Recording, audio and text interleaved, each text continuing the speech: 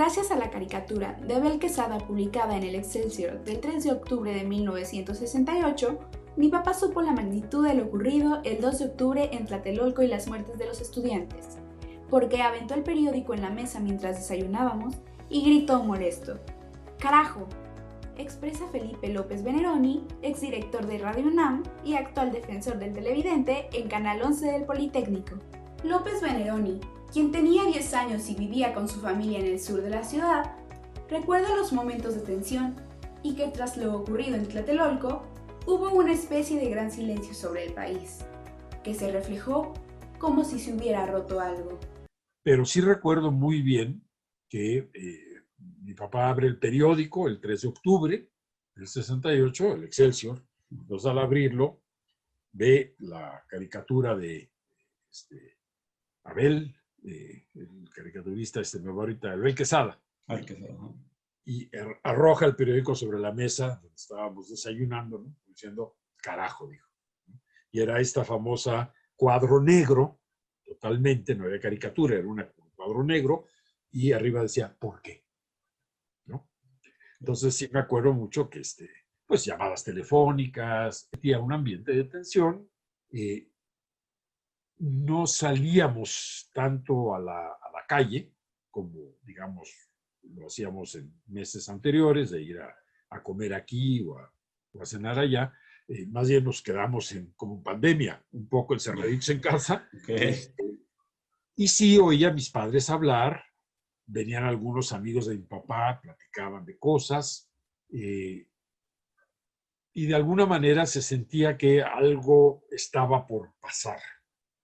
Sin embargo, después del 2 de octubre, la sensación es que es como si hubiera roto algo, entonces ya guárdalo debajo de la mesa. Ya se rompió, ya mételo al cajón y ahí guárdalo.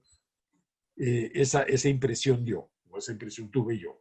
De acuerdo con el catedrático de la UNAM, la característica más importante del movimiento estudiantil de 1968 fue un reclamo político que se resumía en una exigencia revolucionaria al Estado: diálogo público.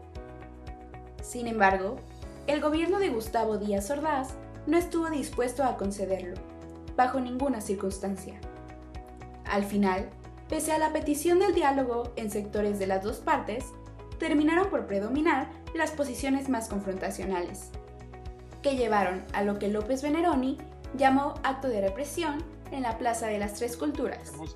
Entonces hay esta gran explosión donde lo que creo que caracteriza al movimiento estudiantil del 68 es un reclamo esencialmente político. No es estudiantil, como sí sería el del movimiento del CEU en el 86.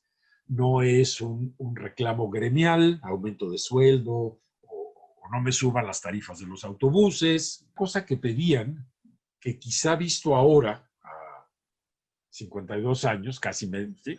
Más de medio siglo después, y habiendo leído autores como Habermas y demás, pedían algo que era profundamente revolucionario y que era lo único que el gobierno no podía conceder, diálogo público.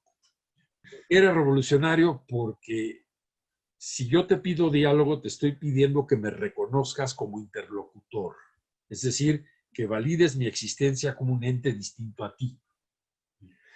Sentarse a dialogar es que uno y otro aportan puntos de vista en una relativa igualdad de circunstancias. Por eso la idea de público. Nada del oscurito, una comisión por aquí, una comisión por allá.